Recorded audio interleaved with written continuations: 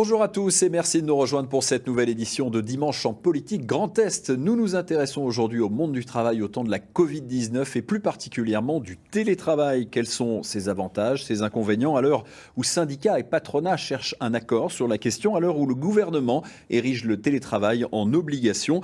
Nous allons débattre de cet enjeu de société avec nos invités. Jean-François Stich, bonjour. Bonjour. Vous êtes professeur, assistant à ICN Business School, enseignant en management et en ressources humaines. À vos côté, Julien Piechowski, bonjour. Bonjour. Vous êtes le directeur d'Atmo Grand Est, l'association qui veille sur la qualité de l'air dans notre région et qui recourt au télétravail. Et enfin en duplex, depuis chez lui, Paul Clouzet, bonjour. Bonjour. Vous êtes donc le créateur de la chaîne Paul sur YouTube et vous avez expérimenté très largement le télétravail. Vous nous partagerez votre expérience. Avant cela, je vous propose de voir comment ce télétravail s'est invité brutalement dans nos vies au moment du premier confinement. On se retrouve juste après. Fin février, tout a changé dans cette entreprise de Molsheim en Alsace. En quelques heures, 600 salariés sur 1750 du groupe pharmaceutique Merck ont été mis en télétravail car le conjoint d'une employée avait été testé positif à la Covid. Cette firme était l'une des premières dans le Grand Est à recourir aussi massivement au télétravail au début de la crise sanitaire. Concrètement, on a demandé aux collaborateurs de proximité de travailler chez eux.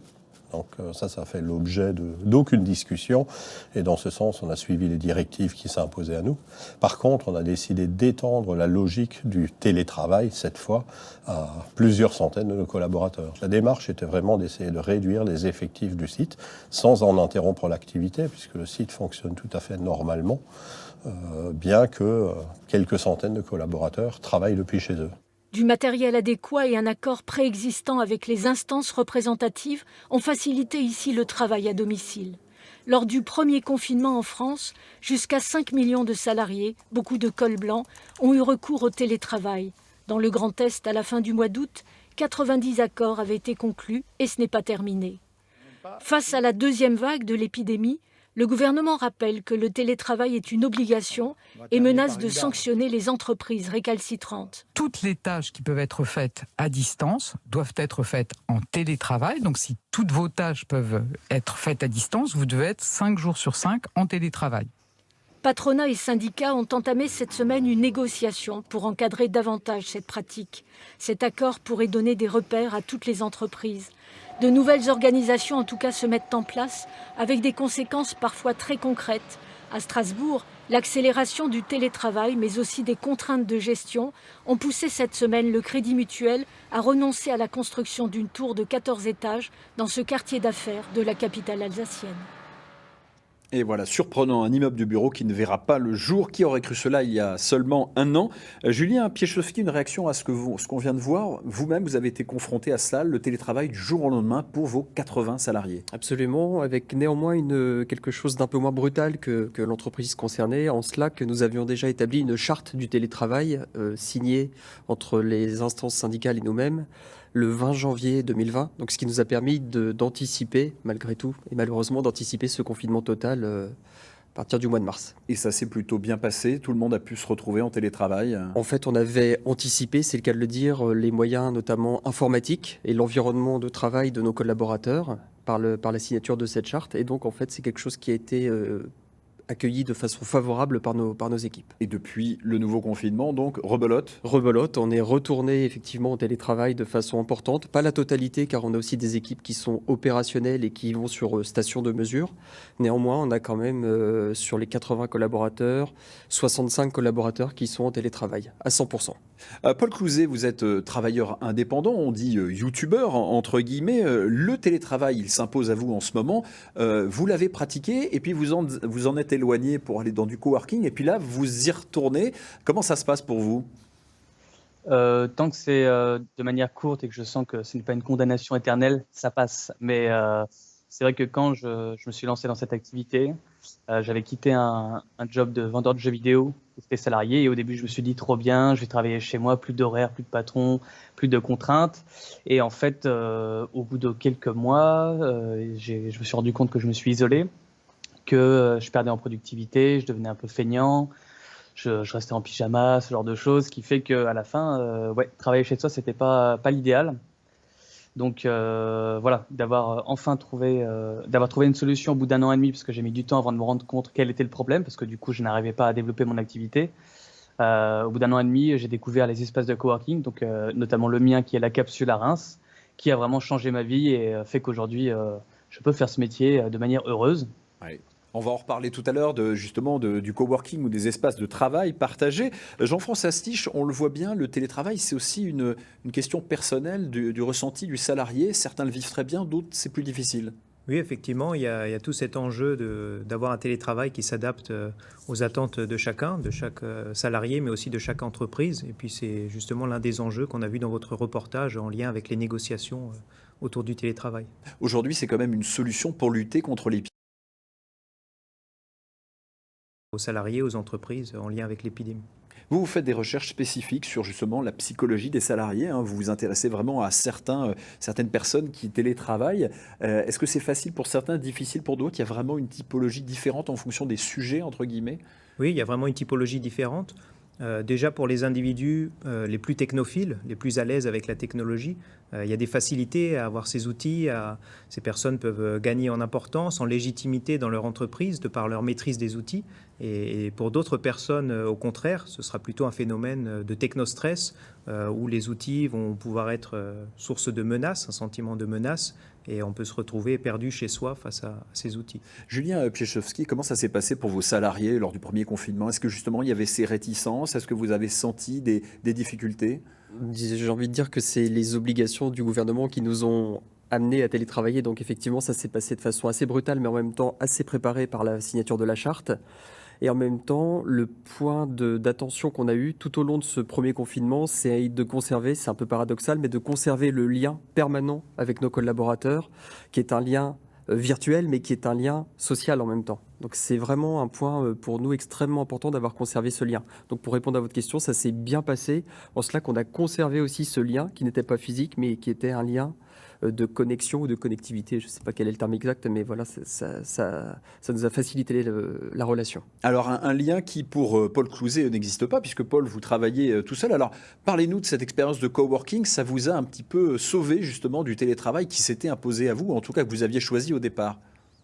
Voilà, donc j'ai découvert ça. Donc c'est simplement un endroit où vous arrivez avec votre ordinateur, vous vous placez où vous voulez et vous travaillez. Donc ça peut paraître basique, on peut se demander quel est vraiment le grand changement, mais c'est rien que de fait d'avoir un espace de vie et un espace de travail qui sont séparés, ça change beaucoup de choses. Il faut se déplacer, les horaires, parce qu'il faut en parler, c'est que moi j'en étais venu à travailler la nuit parce que j'arrivais plus à me réguler tout seul, il faut quand même pas mal d'autodiscipline pour rester bien réglé.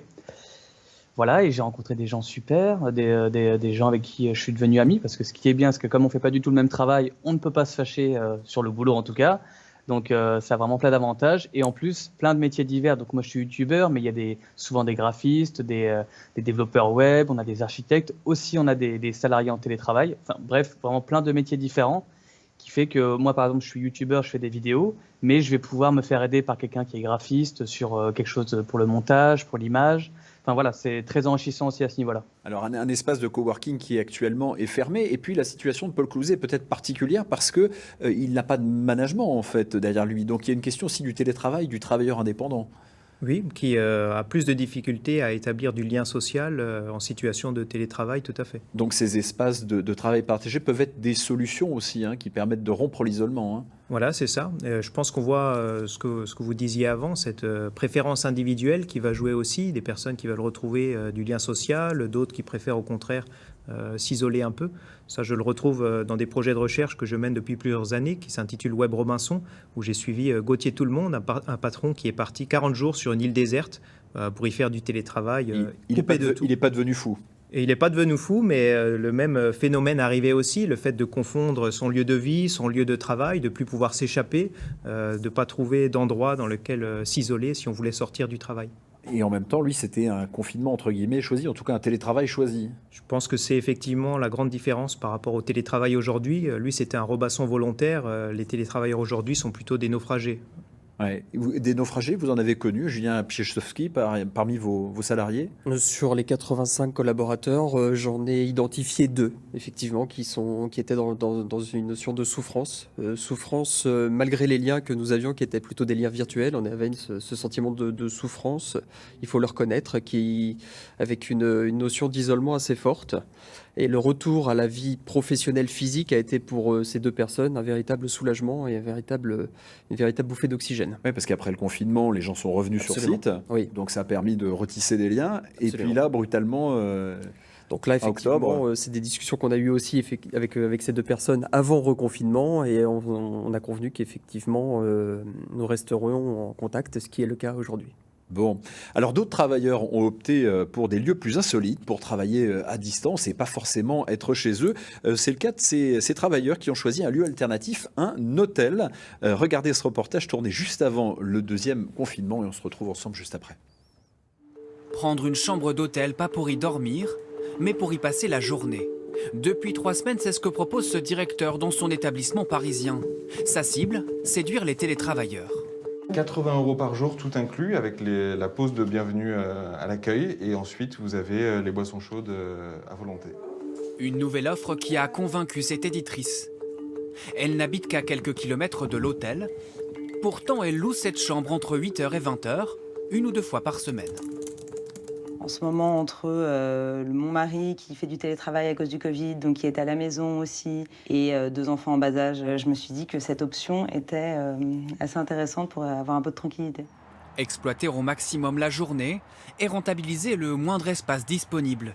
Cet hôtel d'une grande chaîne, par exemple, vient d'ouvrir cet espace de travail partagé. Ici, pour 25 € par jour, Internet, boissons offertes et une ambiance qui a séduit cette comptable indépendante. Le coût vaut le bonheur de venir dans un endroit sympathique, à côté de la forêt. Là, on est vraiment très concentré et du coup, on avance beaucoup plus vite. Pour la directrice, il faut se réinventer pour survivre. Car en temps normal, les 3/4 des clients venaient ici pour des séminaires. Mise à disposition de gel. Pour le moment, en tout cas, on n'en a plus. Et une chose est sûre, c'est qu'on ne peut pas continuer comme on faisait auparavant parce que ça, c'est terminé. Je pense que ça ne reviendra plus jamais. Ça ne reviendra plus jamais, dit cette patronne d'hôtel. Jean-François Stich, on est entré dans une nouvelle ère du travail. Oui, il y aura certainement un avant et un après, ne serait-ce que dans le fait d'avoir expérimenté ce télétravail à grande échelle, à la fois pour les entreprises et puis pour les salariés et les indépendants. Ça voudrait que ça pourrait se généraliser même après la crise, même après la pandémie? Peut-être, en tout cas, les outils ont été acquis, certaines méthodes de travail également. En tant que chef d'entreprise, Julien Piechowski, ce changement dans le monde du travail, ça vous pose des questions aussi? Pour rebondir sur le propos, en fait, déjà, ce qu'il faut retenir, c'est qu'à la fin du premier confinement, le taux de satisfaction de ce télétravail était d'à peu près 80%. Ça me paraît important de le souligner. Chez vous, dans votre entreprise? Dans notre entreprise. Ouais. Ça me paraît important de le souligner. Ça sous-entend qu'il y a vraiment une démarche pour poursuivre ce télétravail, sachant que dans la charte, on était parti sur 1 jour de télétravail par semaine. Là, beaucoup de mes salariés sont en train de se dire, et pourquoi pas 2 jours finalement, c'est-à-dire alternance entre le télétravail et la vie en entreprise. Donc l'après sera construit sans doute autour de ce juste milieu du télétravail et de la vie physique en entreprise. On aura l'occasion d'y revenir. Paul Clouzet, ça vous inquiète de se dire que vous allez peut-être être encore en télétravail pendant longtemps, que l'espace de coworking finalement va rester fermé? Non, encore une fois, parce que je me dis qu'on va bien finir par ouvrir. Donc c'est sûr que ça fait plaisir à personne et qu'on a tous hâte de se retrouver ensemble pour travailler. Mais tant que ça reste temporaire, moi je suis déjà tellement heureux d'avoir trouvé cet endroit, d'avoir découvert cette solution qui m'a permis vraiment de pouvoir mener ma vie comme je l'entendais, que bon voilà, une pause de quelques mois, c'est rien en contrepartie. Et vous tenez au courant avec vos collègues de l'espace de coworking, un petit peu justement les liens que vous avez pu créer, vous en servez dans votre isolement entre guillemets chez vous? Ouais, on continue d'animer la communauté avec des apéros visio, on fait des petits déjeuners en visio aussi, des choses en fait qu'on faisait dans la vraie vie, mais là on essaie de continuer à les faire en virtuel. Alors en virtuel, tous les métiers ne sont pas éligibles, tout le monde n'est pas éligible au télétravail. J'en veux pour preuve cette blague qui a beaucoup circulé lors du premier confinement, on va la voir. Donc cette personne qui a la bétonnière dans le salon, on imagine mal en effet certains travaux de l'industrie ou du BTP ou de l'agriculture être télétravaillés.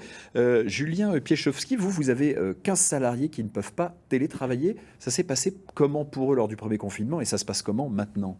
On a eu déjà des techniciens qui étaient très impliqués, très volontaires, donc qui ont poursuivi leur activité. Ce sont des activités qui sont plutôt isolées, en cela que ce sont des techniciens qui se rendent sur des stations de mesure pour faire de la maintenance ou des prélèvements.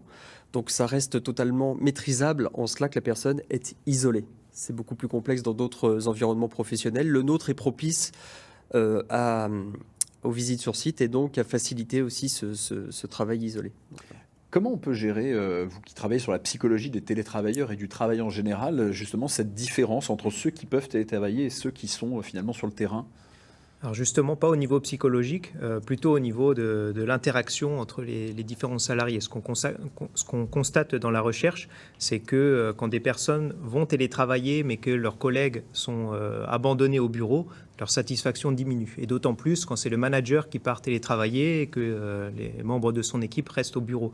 Donc il y a une question d'interaction à gérer, d'équité aussi entre les différents salariés pour que chacun puisse en tirer certains avantages et que les autres ne se sentent pas délaissés. Alors justement, vous aviez mis en place quelque chose pour ceux qui sont sur le terrain? Absolument, on a eu une valorisation salariale en fait, tout simplement, par rapport à ces gens qui étaient sur le terrain, à contrario des autres qui étaient chez eux. Et ça a été pleinement accepté d'un côté comme de l'autre. Alors, dans le Grand Est, les activités pourraient être télétravaillées. Il y a environ 2/3 de l'activité du Grand Est qui pourrait être télétravaillée. On va le voir sur ce graphique. Vous voyez toute la partie en jaune et en bleu qui représente le tertiaire, les parties en rouge, en orange et en vert qui représentent l'industrie, l'agriculture, le BTP. Alors, est-ce que le recours massif au télétravail est souhaitable ou souhaité, l'un ou l'autre? Question. Encore une fois, ça dépend des individus, des métiers aussi, parce que là, on voit que dans ce graphique, que le télétravail ne concerne pas tout le monde, mais on constate que la digitalisation concerne quand même beaucoup de métiers. Donc pour certains, ce ne sera pas souhaitable, en tout cas ne souhaitent pas que leur métier soit digitalisé de cette sorte. Il y a une question aussi sur l'aspect obligatoire. On l'a entendu au début de cette émission, la ministre Elisabeth Borne qui explique que c'est obligatoire. Comment vous le prenez, vous, en tant que chef d'entreprise, cette obligation qui d'ailleurs n'est pas dans le Code du travail, hein. C'est pour ça qu'il y a des négociations en cours, hein. On a pris le parti, j'ai pris le parti d'appliquer au pied de la lettre ce qui a été prononcé par notre ministre et donc de favoriser, pas de favoriser, mais d'imposer le télétravail pour les gens pour lesquels c'était possible. D'accord, mais ce n'est pas le cas de tous les managers, hein, je crois, Jean-François Stich. On le voit en ce moment, d'ailleurs, pour ce deuxième confinement, il y a plus de réticence des managers. Comment on l'explique? Il peut y avoir l'interprétation de textes qui joue ou dans le contour de qu'est-ce qui est télétravaillable ou pas, il peut y avoir débat et certaines entreprises peuvent questionner cette capacité à télétravailler. Alors, quelles sont les conditions d'un bon télétravail? On peut se poser les questions. Il y a des conditions techniques, des conditions managériales. Alors, on peut peut-être s'intéresser aux conditions managériales. Vous me disiez en préparant cette émission qu'il faut de la bienveillance de la part du manager. Absolument. Il y a un principe de bienveillance, ça aussi d'empathie assez forte. Et comme je le disais tout à l'heure, il y a une relation qui est un lien plutôt virtuel, mais qui doit être très fréquent et très fréquente. En cela que, pour ne pas perdre en fait cette relation managériale à proprement parler. Mais la bienveillance fait partie des éléments clés en cela que le travailleur est chez lui.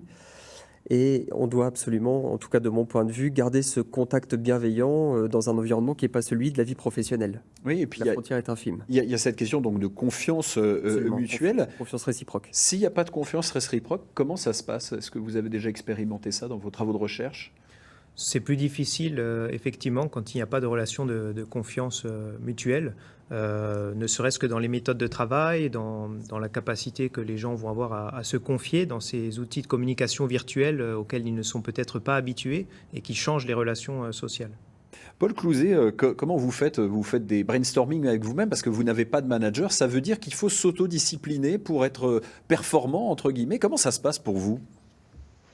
Ça a été un long chemin et je ne sais pas comment ça s'est débloqué, mais ouais, le fait d'un coup de me retrouver dans un bâtiment qui a des horaires que je dois respecter si je veux pouvoir y travailler, donc commence par exemple à 8 heures, eh bien il faut que je me lève, voilà, rien que ça va me motiver à y aller parce qu'après je ne pourrai plus travailler au-delà des heures permises. Donc ouais, vraiment autant l'autodiscipline pour moi c'était totalement raté quand j'étais tout seul chez moi, je n'arrivais pas, c'est un long processus, hein. Au début on est motivé et puis au bout d'un mois, 2 mois là ça commence à affaiblir.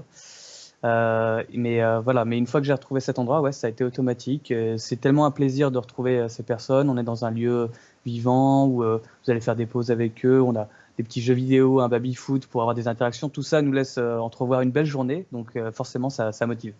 Donc ça veut dire, ça pose la question du cadre. Quel est le cadre à Atmo Grand Est, par exemple, pour les télétravailleurs ?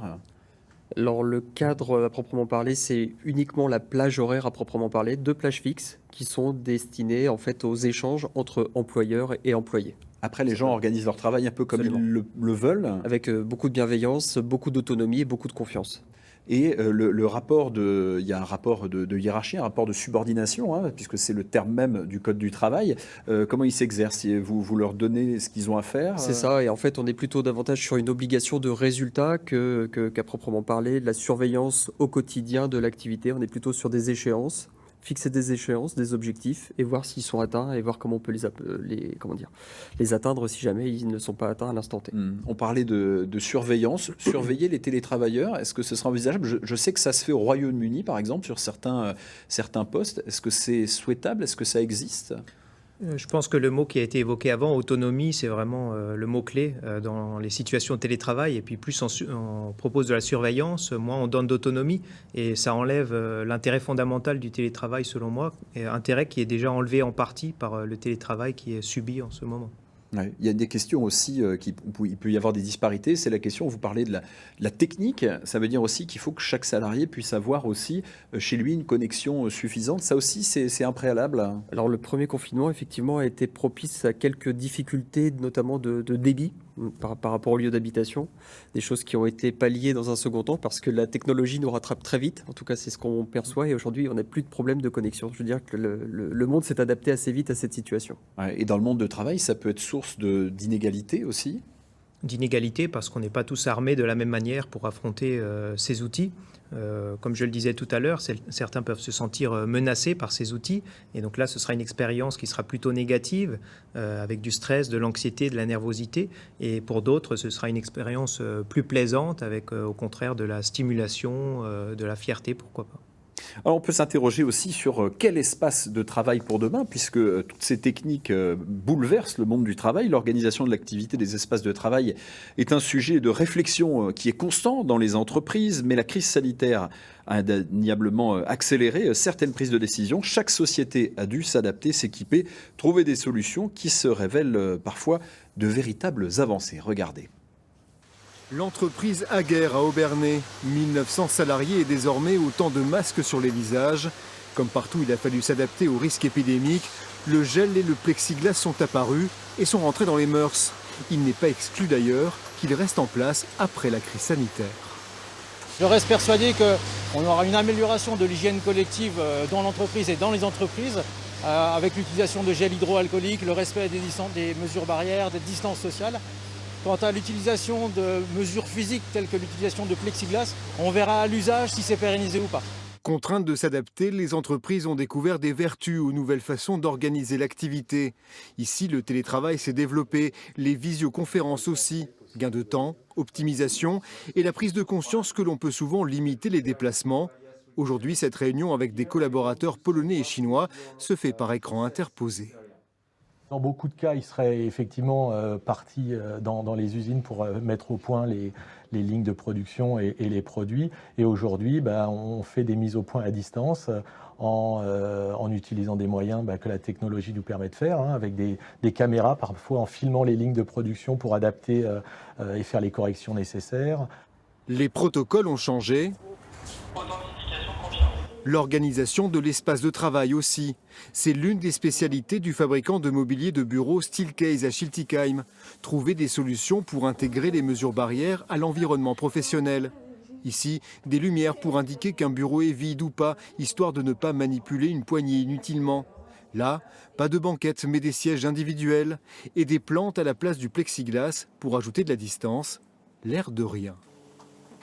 C'est le but de ne pas rendre les choses très coercitives ou très visibles. L'objectif, c'est effectivement d'éviter de mettre partout des barrières ou des choses qui rappellent aux gens qu'on est en situation sanitaire tendue. Les maîtres mots, flexibilité et modularité, du mobilier configurable à souhait et qui permet aussi de réagir facilement et rapidement en cas d'épidémie. Tout est conçu de manière très fluide, très légère, Pas la peine de faire intervenir des techniciens. Donc si vous avez besoin de vous mettre un petit peu en retrait parce que vous avez une petite angoisse, c'est très facile pour les gens de le faire. Très facile à nettoyer aussi. Toutes les surfaces sont conçues pour être nettoyées dans les périodes de tension sanitaire. Donc vraiment un produit qui répond bien à la crise aussi. L'espace de travail post-Covid est devenu un marché à part entière, en plein développement, avec des innovations à venir. Par exemple, des matériaux virucides qui feraient du mobilier une barrière à lui seul. Et voilà pour les bureaux de demain. Julien Piechowski, ça vous intéresse d'avoir comme ça du mobilier chez vous Alors, je trouve ça très intéressant, très léger. Ça donne effectivement de la légèreté à l'espace de travail. Par contre, néanmoins, il faut aussi corréler ces investissements économiques avec les contraintes économiques que nous subissons actuellement dans le cadre de notre activité. Ouais, on peut s'interroger sur l'avenir des bureaux. On l'a vu dans le sujet du début, un immeuble du bureau qui ne se fait plus. On ne va plus concevoir le bureau comme avant. Non, alors notre idée fondamentale, en tout cas pour Atmo Grand Est, c'est plutôt d'alterner entre le télétravail et la présence physique en faisant une sorte d'échange entre les personnes pour gagner en espace et donc en distanciation sociale. Quel serait l'idéal justement pour trouver un équilibre? On a déjà parlé des télétravailleurs, de ce volontariat. Qu'est-ce qui pourrait faire la semaine idéale d'un travailleur du futur après la pandémie, si elle se termine, on l'espère? Je pense que l'hybridation qu'on voit dans votre reportage et puis dans le témoignage serait une forme d'idéal avec un peu de télétravail, du coworking, des horaires flexibles pour à la fois réenchanter le bureau et puis en même temps proposer aux gens de la flexibilité et de l'autonomie et leur permettre de naviguer entre ces différents modes de travail. Encore une fois, le volontariat, c'est quand même primordial. Le télétravail subi, c'est jamais super. Ah non, parce qu'on sort de la flexibilité et là, on va plus vers un mode de travail imposé. Paul, vous qui travaillez seul, est-ce que vous voyez aussi un changement dans votre avenir sur le télétravail? Vous espérez que le coworking continuera? Justement, on se dit que si le télétravail se généralise ensuite, eh bien peut-être que les espaces de coworking ont un bel avenir parce que on a déjà pas mal de salariés en télétravail qui travaillent à la capsule et donc notre espace de coworking. Bon, c'est souvent des cadres, des gens qui sont assez autonomes et qui ont des entreprises qui les laissent grandement des libertés. Mais on peut imaginer que du coup, de plus en plus, ce genre d'endroits vont être demandés. Donc nous, on serait très contents, bien sûr, que la famille s'agrandisse. On va voir quelques images pour terminer d'un autre avenir du travail, c'est celui des commerçants qui numérisent leur stock à vitesse grand V. Certains, pour survivre, ont décidé de passer leur stock et de créer leur propre plateforme. En début de semaine, nous étions à Bar-le-Duc et on a pu constater que les commerçants essaient d'aller vitesse grand V justement sur cette solution. Merci messieurs d'avoir accepté notre invitation pour évoquer ce sujet de société. Dans un instant, vous avez rendez-vous avec l'actualité régionale. Excellent après-midi à toutes et à tous et surtout prenez soin de vous.